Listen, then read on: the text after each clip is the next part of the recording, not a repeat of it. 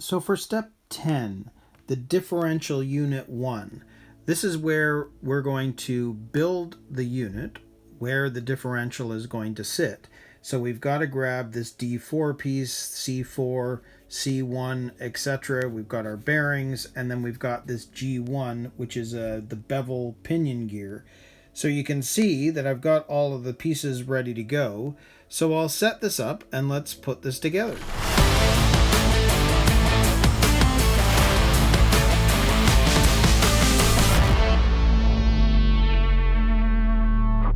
So the first thing we're going to do in this step is we're going to get our bearings in there. So we've got to push one down there, and it's a pretty loose fit. They're not tight. So put that one in there. Okay, so we've got our bearings in place. Now for this has obviously got to slide through. Now if I grab the gear, the bevel pinion gear, that's got to sit onto it just like that. This is now going to slide through the bottom just like that and comes out the other end, and you can see that it's showing, putting a little bit of grease on the pin, which I'll do. Oops, we got enough on there. Scoop it up and slide that through. So ultimately this is what it's looking like from one side and the other. Just gonna wipe my hands down a bit here.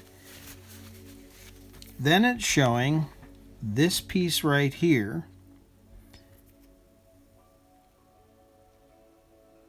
which we need to slide on, and of course you can see it's going to match up with the side, with the hole, so that shaft is going to go over it just like that.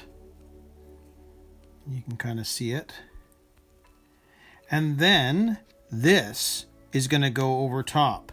Now you can see that there are two notches in this which are designed to go into the holes, and you can see that this mark right there is the top, meaning that it would sit like that, but the two notches are still going to have to fit into this side by side.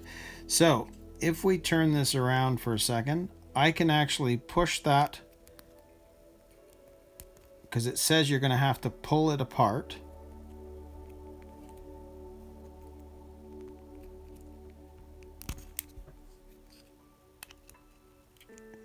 Let's just make sure that gets into place. Okay, so I'm pulling it apart.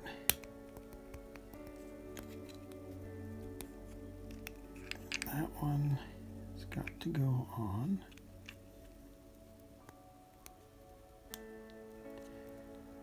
There. If I lift it over, now it's in place. So you kind of have to pull the piece out a bit so that it'll go over and then clips into place on the holes. And you'll know that it's in the right spot because if you look at the edging of that piece, it's not sticking up. It's now flush with the other plastic piece. And you can see that this doesn't come out anymore. It's locked.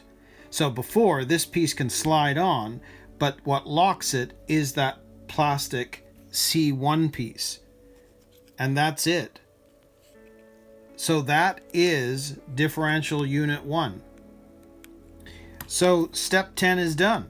So we're going to move on to now step 11 and work on differential unit 2. So for step 11, differential unit 2, essentially we're going to put it all together now. So we've got the D3 piece, which will enclose the differential, and then we've got some bearings that we need to put on there. And then there's these two pieces, D6, which are interesting. They're just some rings of some sort. Not really sure what they're for yet. So there's our bearings and our screws. So I'll set this up and we'll put this together. Okay, so the first thing we're going to do is grab this. And you may have noticed in the last step that I did not grease that gear. Well, I will do that now. I kind of waited. I partly forgot to mention it. I could have put the grease on right away, but it just depends on when I was going to be able to do the next step as to whether I really want to have grease just sitting there out in the open. So I can continue with this. I'll just grease it as well as I can. I don't mind if I use a bit too much here. That's good. So now that is greased, we can move on to the next step. So I'm going to grab our differential. You can see that the bearings are going to fit on either side, just like that.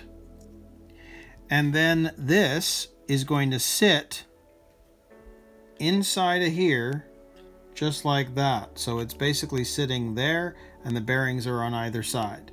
Now we've greased up that inside spot, and you can see that the grease is now getting on everything else. But just because, I'm going to actually add a bit more grease to this because it's using, we put enough on that bevel, but I want to make sure that there is actually enough all going around this gear, which I'm sure there is, but I'm just putting on a bit more.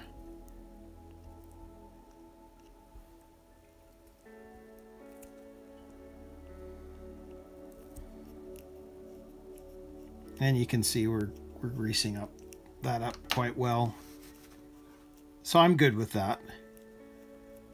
So if we turn this back over, just as it's shown, we're now going to grab this part and slide it over top, and it's just going to fit in like that. And you can see that there are 2 screws that are going to be holding this together. So we're going to put one there.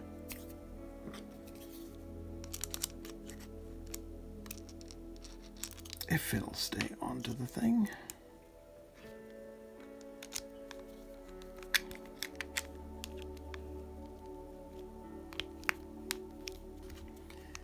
And the other one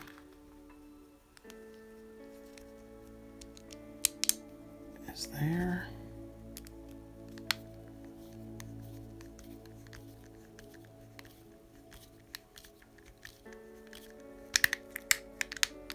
And I'll just slowly go back and forth. Make sure that that is going in correctly. Yes.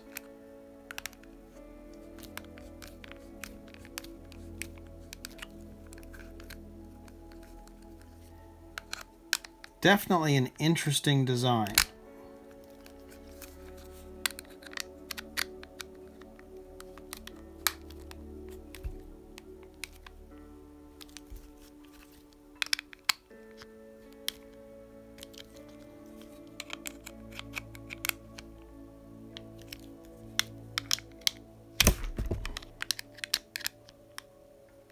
There we go. So there is the differential in place. And again, I'm going to stick these in just to make sure that I haven't, something didn't over tighten or get messed up in putting that together, but everything's feeling fine. And you can see everything's moving well with the drive shaft output piece as well. So that's good. We're good to go. So that part is done. So now it's these 2 bits, which they're showing remove some of the outer bits. Well, that's because of where it came off of the parts tree. But essentially, if we take a look at how this is, they're showing that ring up. So you see there's that little lip. This lip right here, that's on the bottom facing the differential. So that's got to pop on. And I just want to make sure that that is, oh yeah, there we go. That's where it fits. You pop that into place just like that. And we're going to do the same thing on the other side. Match that up just as the other side. And that goes on there. Now it's interesting, it must be the way that it fits into the chassis, because I'm not entirely sure what those plastic bits are for, but I guess we'll find out as we go. So there we go. There is step 11 finished. That's our differential. So we can move on to now step 12 and work on attaching the rear upper arms.